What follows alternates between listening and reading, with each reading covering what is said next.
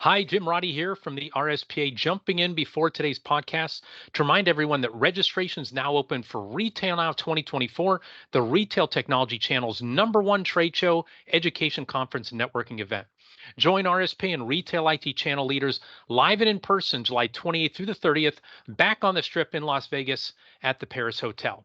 With nearly 200 exhibitors, Retail Now is one-stop shopping for VARs and ISVs. And with an expected 1,600 or more attendees, it's the place for extreme industry connectivity. Across just 48 hours, you'll meet new partners and new solution providers who can accelerate the success of your business. And as I record this, early registrations are trending ahead of prior years, not just by 1% or 5%. We were actually 49% ahead of where we are prior years. So don't miss out on what could be the best Retail Now ever. Again, if you're serious about the Retail IT channel, you have to attend Retail Now 2024, July 28th through 30th in Las Vegas. Retail Now is where the industry meets. For all the details and to register at discounted early bird rates for VARs, visit the Retail Now website today at gorspa.org/Retail Now. I hope to see you there, and I hope you enjoy this episode of The Trusted Advisor.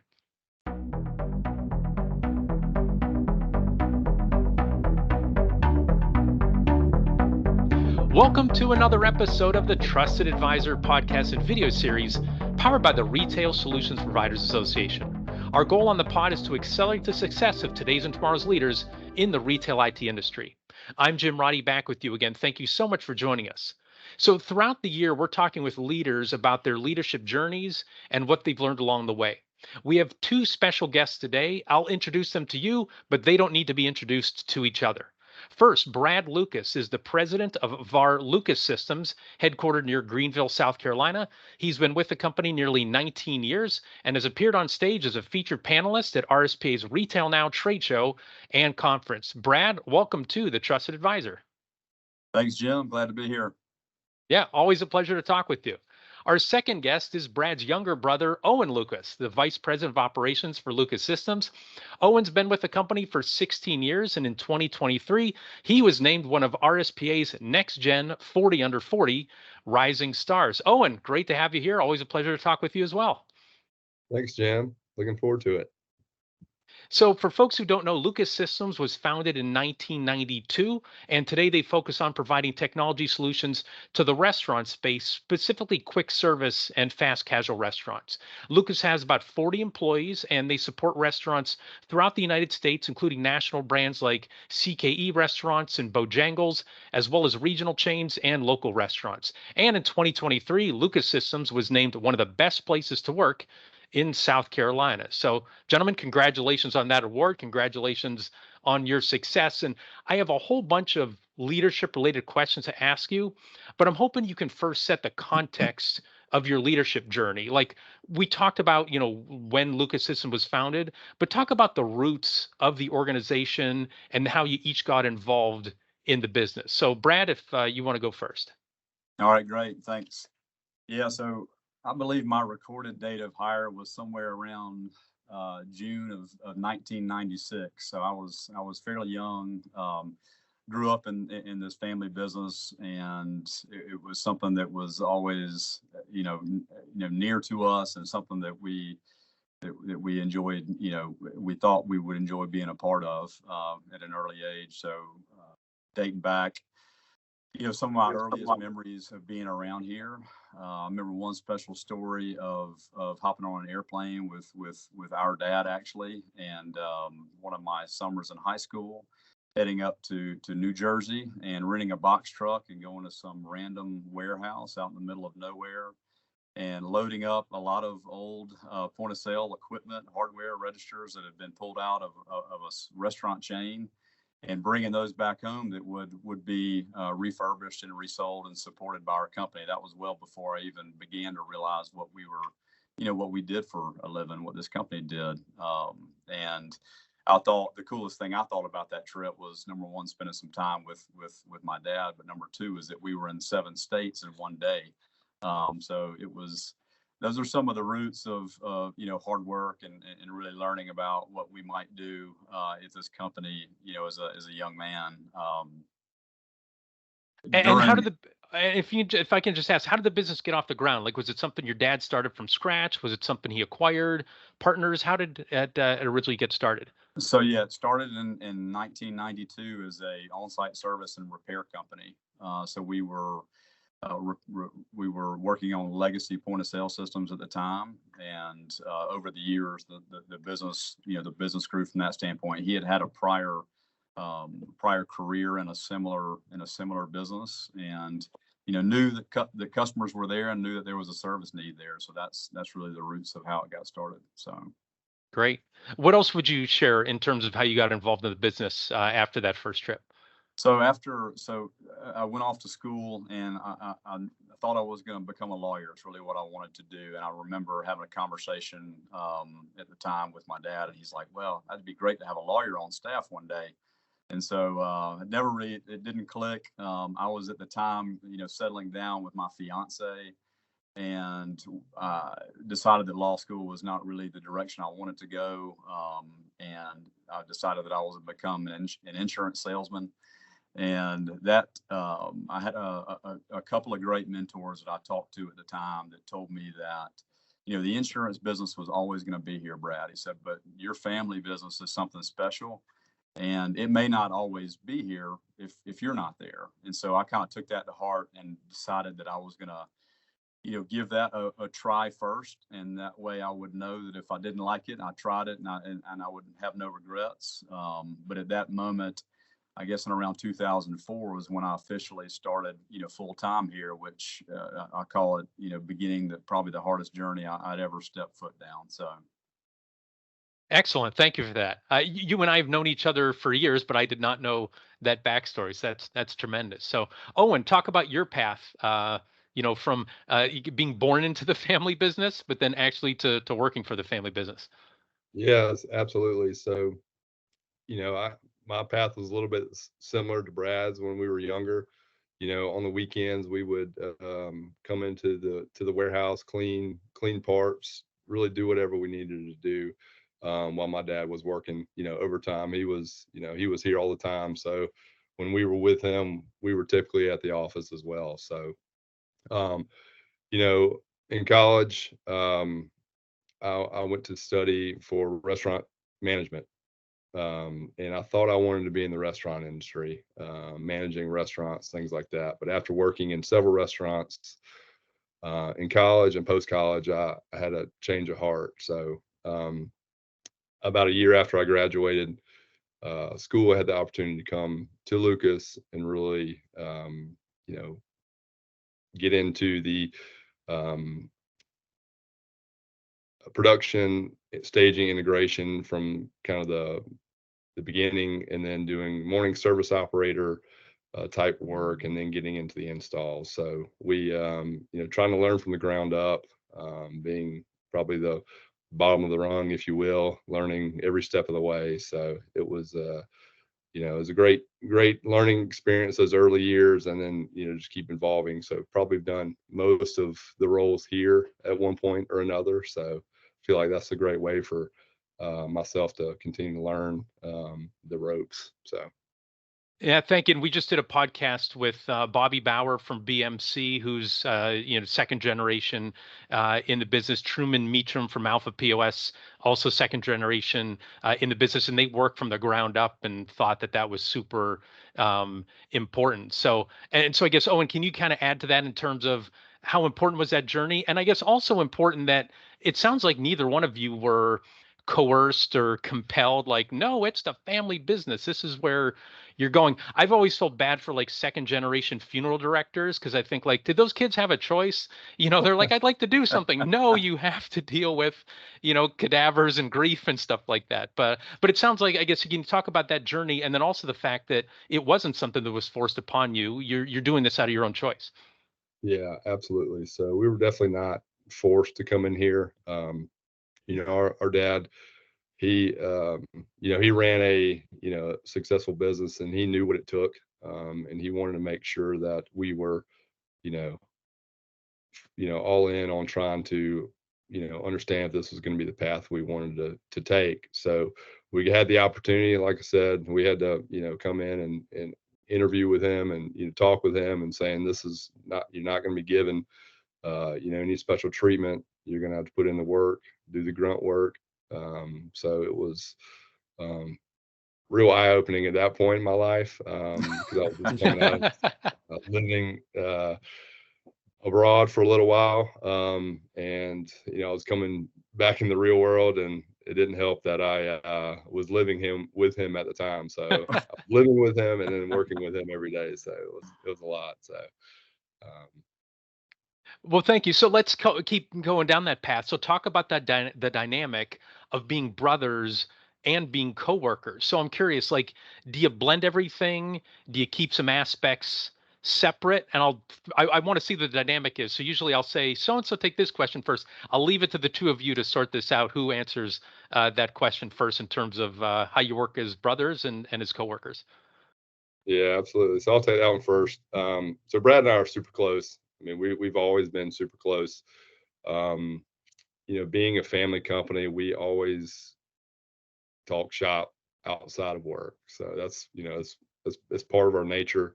It was ingrained to us, and over the years, we've tried to be intentional on getting outside the office so we can really work on the business. So I believe that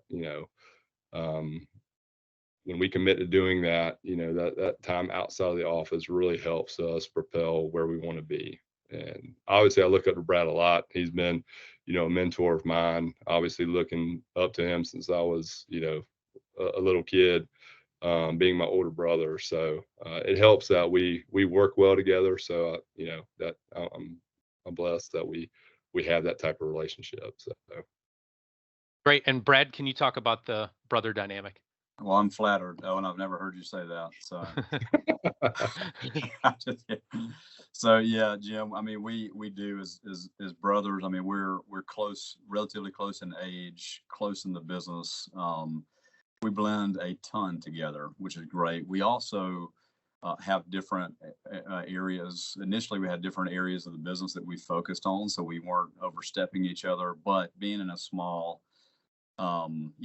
smallish business, we're always working through decisions with one another, which is really awesome. I mean, it's nice to, in any successful business, you need those types of folks on your leadership team, I believe, and for it to be, my biological brother is really, really special and really cool. I mean, there are obviously, times where we don't agree on things and we have to work through that.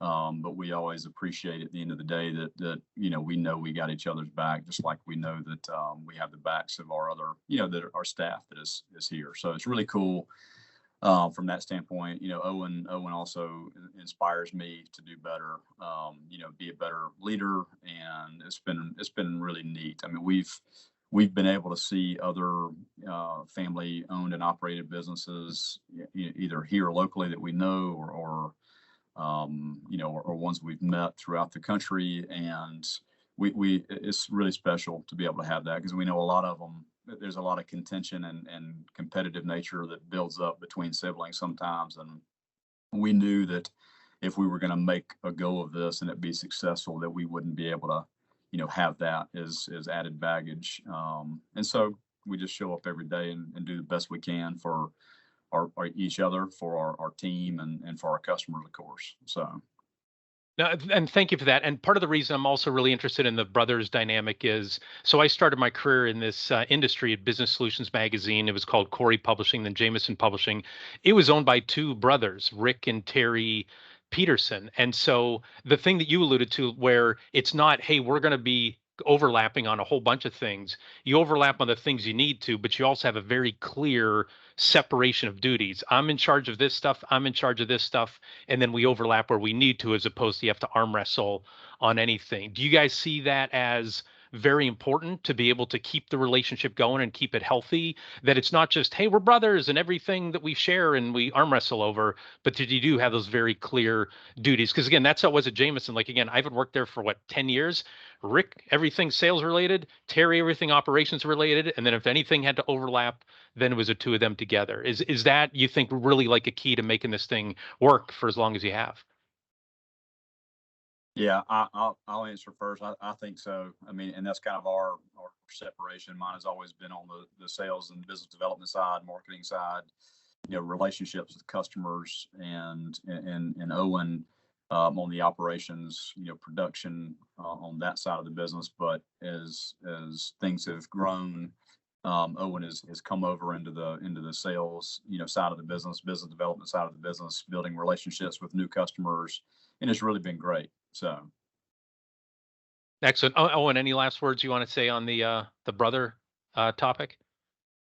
No, I mean, I think Brad pretty sums it up. We try to, we know our roles, specific roles that we have to do every day, but we have a lot of, overlap where we can, talk with each other, figure out what needs to be done, who's going to handle what. So we try to handle those situations together. So. Right. I will say that the Petersons who I work for were really good at making sure that any squabbles, people weren't in between. Though I will say very early in my career, they disagreed on something. They brought me in the room. They're making passionate arguments. And they basically were like, you have to pick, who's right and who's wrong. I remember saying to them, like, you guys are really, I got to tell you, you're putting me in a terrible spot here. And they're like, yeah, that's true. I guess we are. Like, let's talk about not who's right, but what's right. That was one of their big mantras there. But yeah, that was probably 30 years ago. And I can still remember, like, one of you guys is going to fire me because I'm going to pick one or not the other. So let's continue to talk about family businesses, because a lot of our RSPA members are family businesses. And I know this is going to be like not a nice thing to say about family businesses, but it's true. Oftentimes the second or third generation, they see the business as a birthright and they just don't have the drive to improve themselves and the organization, right? They just go into almost maintenance mode, or it's almost a side thing to do. But again, I alluded to earlier, I've worked with both you guys over the course of many years, and I know you take the business super seriously. You're serious about improving yourselves. You're serious about improving your organization.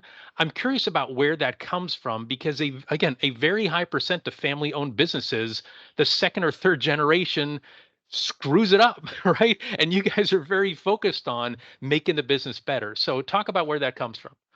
Yeah, and we're very aware of those statistics, and you read about it and it kind of makes you cringe. You're like, oh man, is that can't be us. And so I think the drive really for me personally comes from the very observation that you just mentioned, that it seems like it's a birthright, and it's you just come in there every day and on cruise control, and I have a healthy level of fear and anxiety that approaches me every day about making sure that we protect against that, because those kind of things aren't things that help you drive yourself personally or your organization or your team forward. And so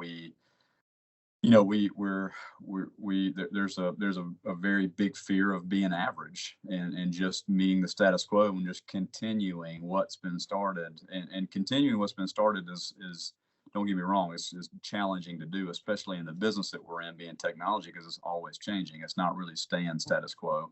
But we know that we got to work extra hard and have that drive and that get up and go, each and every day. And that's really what we're protecting against, because we're now thinking about the future of this company and into the next, what happens far past us when our time is up. So, but yeah, we work hard to protect against that. It sounds like you're referencing the Jim Collins phrase where he talks about productive paranoia, right? Like, there's paranoia, like I'm afraid of everything, but productive paranoia is, hey, I understand that I'm in a position where this thing can go into maintenance mode or decline, but I'm going to make sure I outwork it in order to do that. Owen, what's your take on where the drive comes from, being second generation? Yeah, absolutely. So I think it would be really easy to screw it up. I mean, obviously keeping it on cruise control, things like that. So we know that we have to work on it. In order for us, as individuals, we want to, growing up, we wanted to win. I mean, that's what we want to do. So we know it takes time and effort and work to do that. So, and we also realize that, nothing is given here. So if we just sit back and let things, be on cruise control, it's going to fail pretty easily. So we know we have to work out it, and we want to continue to be successful for our employees, our customers, because they rely heavily on us, and they look to us for support, and we need to be there for them. So. Great. Thank you for that. And now we alluded to, you engage in activities to improve yourselves. Can you talk about what some of those specific activities are? Like, what do you do today to keep your leadership skills sharp? Who wants to take that one first? Yeah, I'll take that one first. So over the last few years, we became members of a peer leadership group called C12. So we meet once a month with like-minded level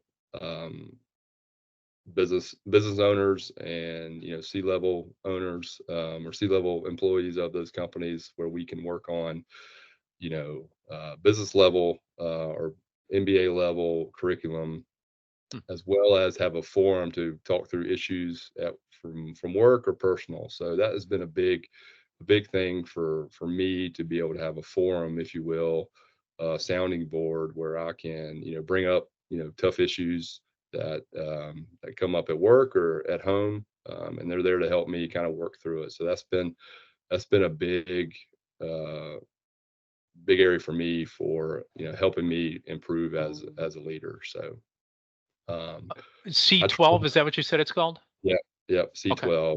So it's and it's across the U.S. They got chairs that run each individual group.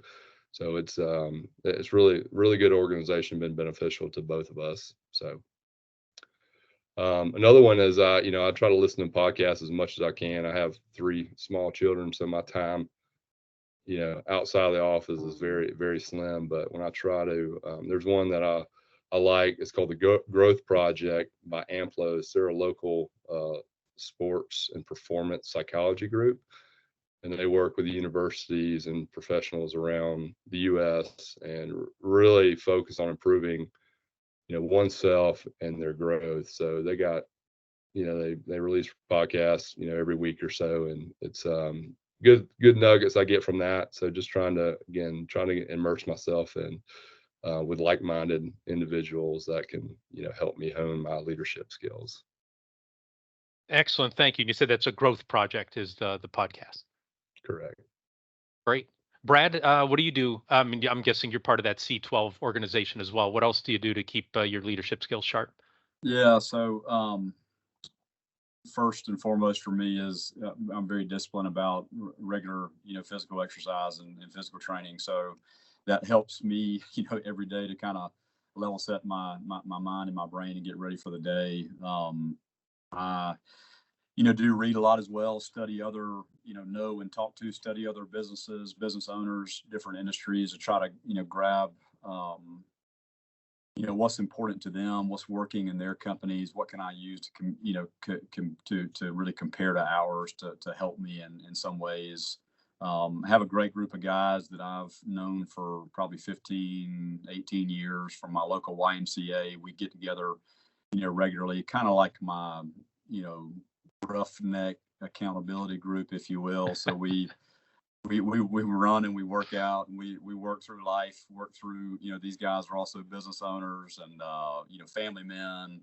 And, we all have our share of things that we, lean on each other's shoulders for. So it's great for, me. That's a group that means a lot to me, in addition to the, the C12 board. Oh, that's the organization is great because I have a board. Owen has a board. We're able to kind of go off and do those things, ourselves, and come back and leak up and compare notes and figure out what we might implement here at the company to make us, better, sharpen us in certain areas of the business where we know we need to improve, et cetera. So, so you don't attend those together. It's you're in one group and Brad's in one group, Owen's in another.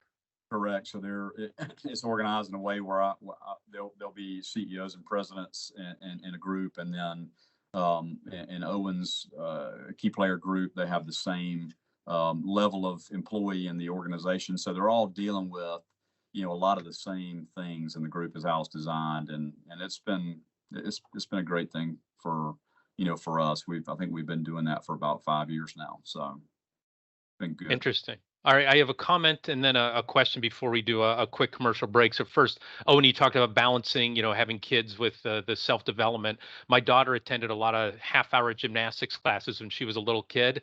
Man, I'd bring a book with me and I'd sit up in the bleachers and figured out a way to read with all this crazy noise going on. But it was great because if she was doing that 2 days, 2 nights a week, I knew an hour a week that I was going to be able to get some dedicated reading time. And then Brad, you talked about, the importance of physical exercise. On my college basketball team, John Riley was one of the assistant coaches, and he was always getting a workout in. And I remember like, man, you always get your workout in. And I'll never forget him on a bike in a hotel room. And he's saying, keeps me sane, Jimmy, keeps me sane. Like that's, I've always felt like you got to keep exercising or else you will go crazy with all the pressure that's on you as a leader. With Coach. Yeah. Still does it to this day. I don't even know what hotel it was, but yeah, keeping them sane. So, all right, before we take a commercial break, I'm curious, who are some leaders that you both look up to as mentors and who've helped you shape your leadership approach? And I'm hoping you can not just give me names, but talk about like, what did they do or what did they say that's really had a lasting impact on you? I'll go first. Obviously, both of my parents I've looked up to for their various leadership mentorship skills for me from a youth all the way to where I am in my life today. My grandfather was a huge part of my life, and he was a small business owner. My stepdad was also a small business owner, and naturally looked up to both of those guys, men. They meant a ton to me, and I would say from a mentorship leadership standpoint, those would be the ones that I would say were huge in my life. And a lot of it was maybe some of the things that they imparted on me were just hard work, honesty, and integrity. That nothing was gonna come easy. There was no no silver bullet that I could look for that was gonna just make success happen one day. It was going to be the long road, and keep your nose down and keep plowing. So they're all have been huge in my life, and obviously my inspiration from my family, my immediate family, my wife and my 4 children. I mean, I have a lot of responsibility there that inspires me to go do every day, and so those are huge in my life. So it's interesting you brought the word plowing because the Petersons would always say you can be a plow horse or a show horse. And a show horse is a person who dresses the part and talks and all that stuff. But the plow horse, that's the one who's actually getting the job done. And that's really sustaining. So interesting that you talk about the hard work, the integrity, and you talked about plowing the road. Like that's really what it is. So Owen, can you talk about who has been a mentor you've looked up to? Yeah, absolutely. So the closest mentor I would probably say is my dad and stepdad. I mean, again, as Brad said, both small business owners for a long time. Listening to their advice has been pivotal for me to continue to grow as a leader. So growing up, we had this saying, keep them feet moving. And we still use it regularly today. And I think it comes from the old football drill, the up downs, get up, chop those feet, keep them going. So, basically, don't stop, always keep moving at whatever we're doing. Don't be stagnant or complacent. So I think those are, as Brad alluded to, the hard work, is painful, but you got to go through it, and, it's going to be better on the other side. So, and again, as Brad mentioned, his family, mine as well. I have, 3 boys. And I, strive to be, a leader to them, because, I want them to grow up to have, better opportunities than I had. So me, investing in them and being a mentor. So I have to grow and learn from others. I try to pick up on everybody that I, meet with, whatever, little tidbits I can glean from others that I look up to.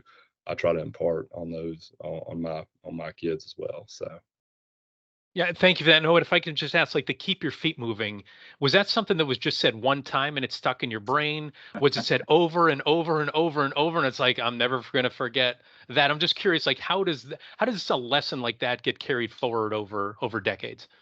Yeah, it was definitely ingrained for some reason, whether I was on the football field not keeping my feet moving, or others on my team not keeping their feet moving. And it just kind of stuck with us and our family because, Brad played football as well. And so we were a football family growing up in high school. And it was just one of those things that we have a lot of those little sayings in our family. And that was the one that came to mind. Um, but definitely, still use it today, use it with my kids, out in the yard and things like that. So it's been something definitely ingrained in me for a long time. So Those high school football coaches can have an impact on you too. They've from a leadership standpoint. So, and I just have to add one thing if we got a minute. Sure. Another family saying that I forgot about that Owen made me think of was that we learned at a young age, which was it's too easy. So, life and is challenging. It's hard, and you're going to be met with things you want to do every day. And so I can vividly remember, and Owen and our sister would agree with this too, that our dad would say that was one of his sayings was it's too easy. You got to look at it, look at yourself in the mirror, whatever you have to go do, and just look at it and say it's too easy. And so that's just about getting your mindset right to know that it is probably not going to be, but if you're saying that to yourself, you're going to find a way to get through it and make it work. And so I got fond memories, and we have many, some we can't probably repeat, but a lot of sayings that come to mind. So But it's I guess if we can zoom out, like there's a leadership lesson here of if you want to impact people, you have to have something that's memorable, right? It just can't be 1,000 words. No one's going to remember that. You have to be able to synthesize it down into, again, the Petersons called it sound bites. Like if you can talk to people in sound bites, they're able to understand the context of the sound bites. Like, and you say it over and over. I think Jack Welch was the one who said you have to say it so many times you're just choking in, like I can't believe I'm talking about this again. But if you do that enough, that's really going to make a culture go. That's really going to build other people because it's that repetition, and again, that it's memorable as well. It's not a paragraph; it's a few words. So I don't know if one of you wants to comment on that before we go commercial break. The importance of repeating yourself and having these memorable phrases to make sure that gets inside the fiber of your organization. yeah, I agree with that. I mean, we worked through a couple years ago,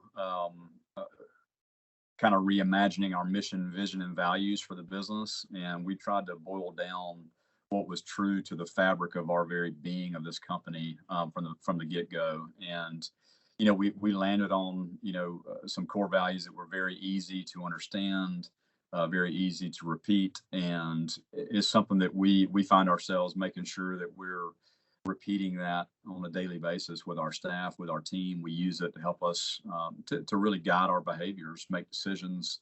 And you really have to have something like that, I believe, to be able to make it become muscle memory, where everybody starts to live, not only just say, but live those values. So, Yeah, yeah.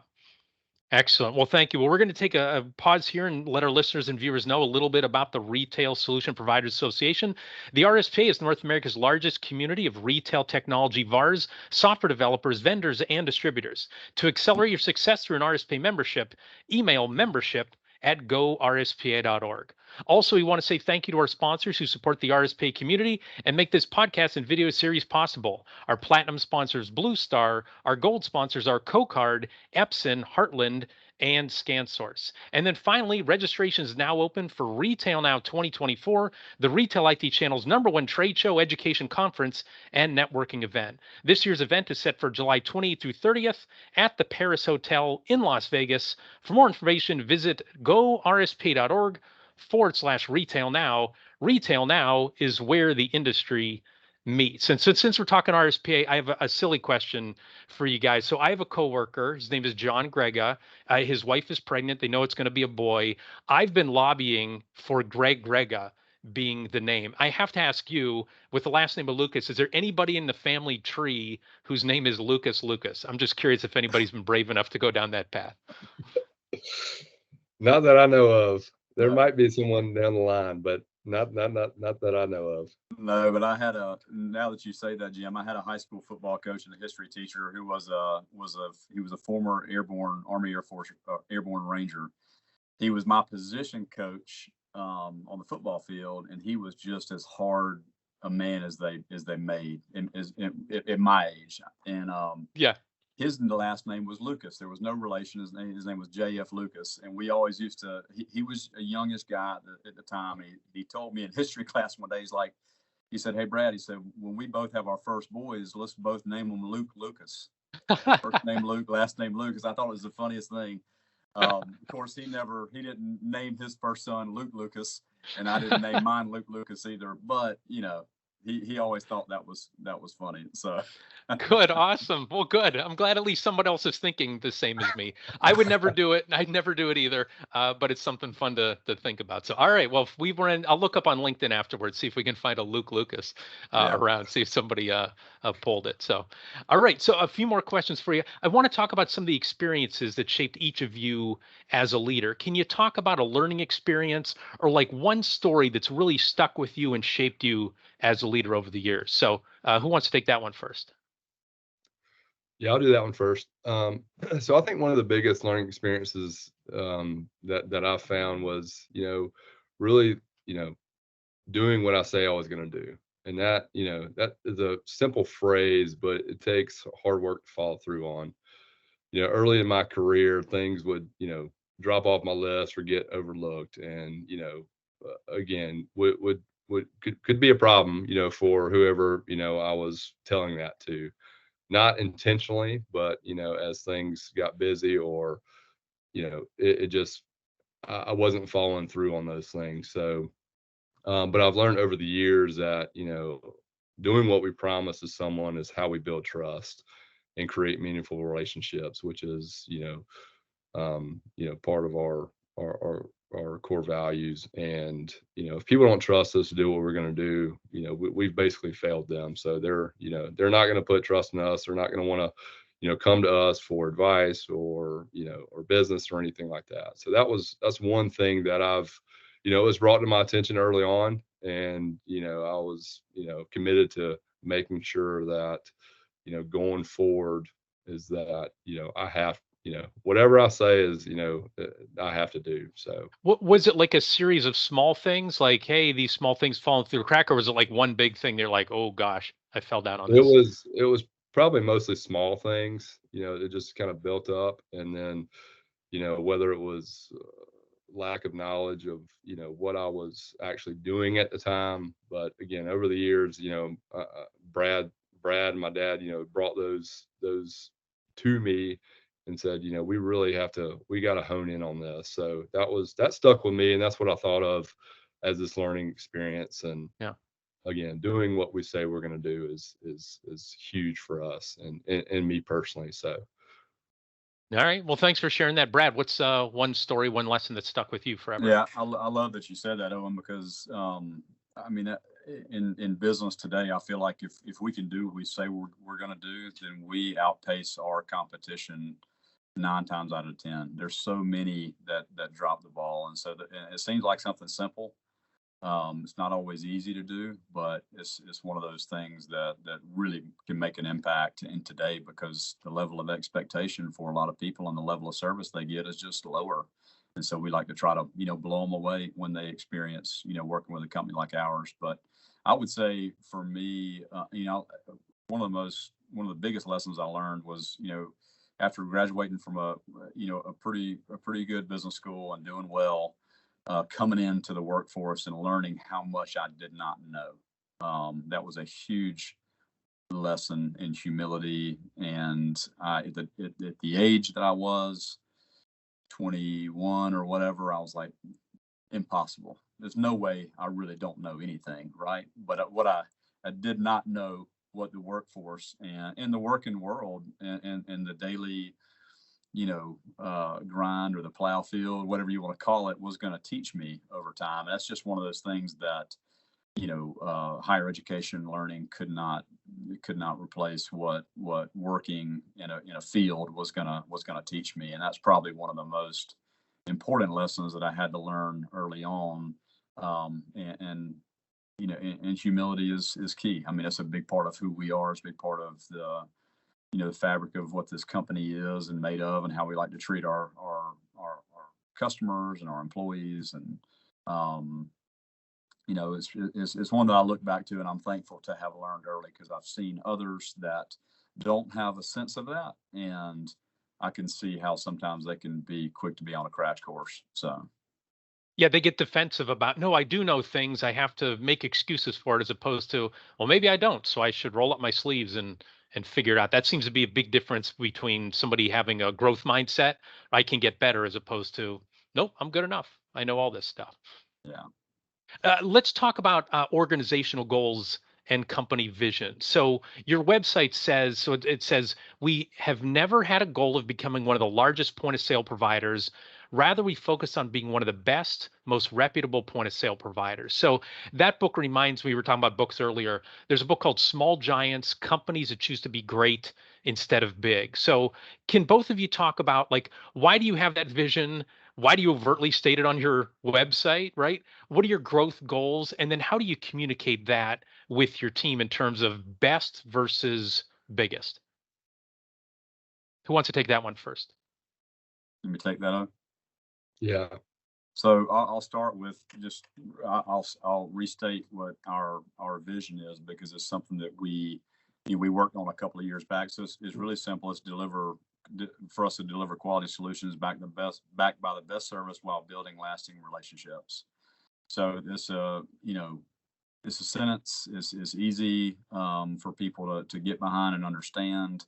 But the comment about us not being the biggest but one of the best was a statement that was made a long time ago, and I think early on, I'm sure it was made by Lee, our dad, and it was really just about trying to be the best that we could be. We knew that as a small growing company, we weren't going to be able to be in every account, in every location, but the ones we were in, we were going to be great in, and we were going to be the best in. And that helps kind of reframe, our daily goals, and being at peace with who we are as a business, and knowing that we're serving a need for a great group of clients that are out there in the marketplace.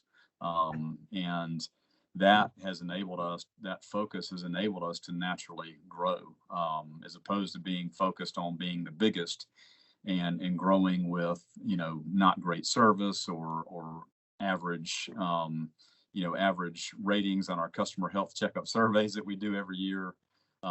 We wanted to be the best where we were, and because of that, it helped us to, like I said, organically grow, and those satisfied customers would introduce us to others. And we felt like that was a good long game approach for us to embrace that focus and be fully behind it, and carry that forward into the future. So, Owen, what would you add to that in terms of the focus on best versus not necessarily growth?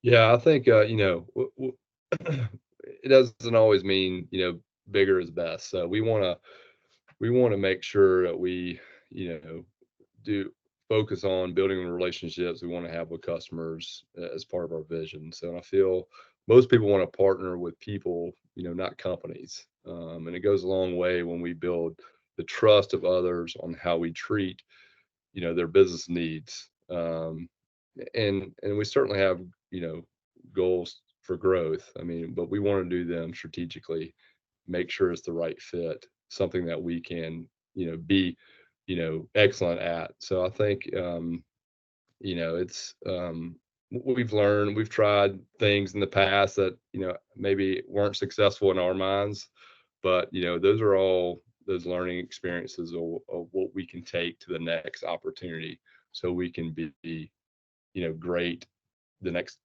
go round, if you will.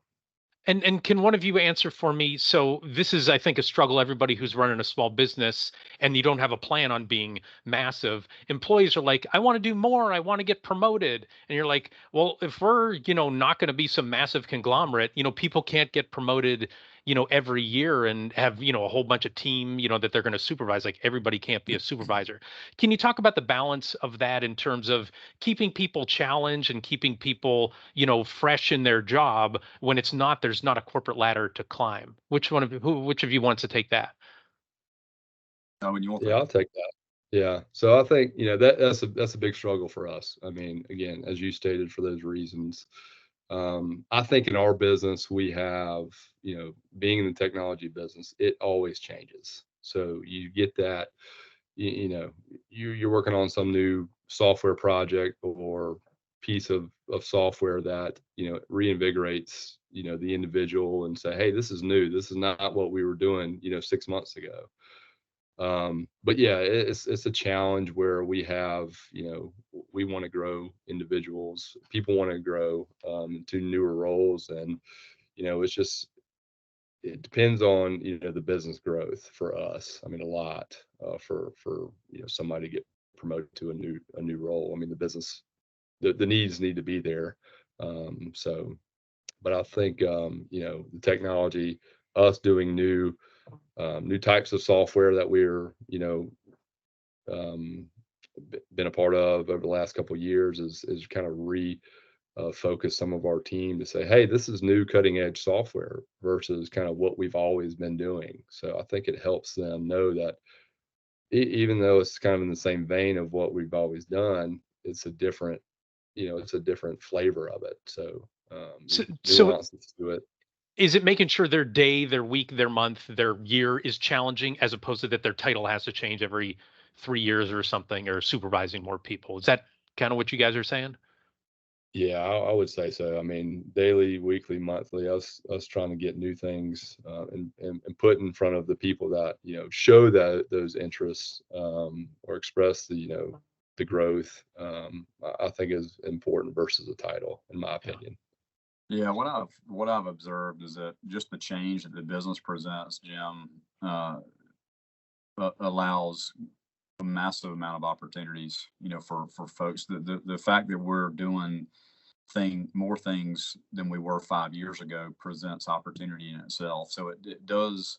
I mean, there's opportunity presented inside the business with our natural organic growth every day, and then what we talk to our team a lot about is that it's stepping up, taking advantage of those opportunities, raising your hand and be involved, not ducking the new opportunities that are coming out, but because they're new and they're challenging, that they're not going to be easy to embrace those and say we're on this path to learn and grow and do more solutions for our customers together. So who wants to be a part of that? So those things, turn into projects, and a lot of times they turn into new business divisions for us that we're focusing on growing. And so, and we need somebody to be a big part of that. And so it does naturally create those opportunities when sometimes we take a look back and we're like, man, how are we ever going to be able to provide what we want to be able to provide for our team to get that growth. But there's a ton of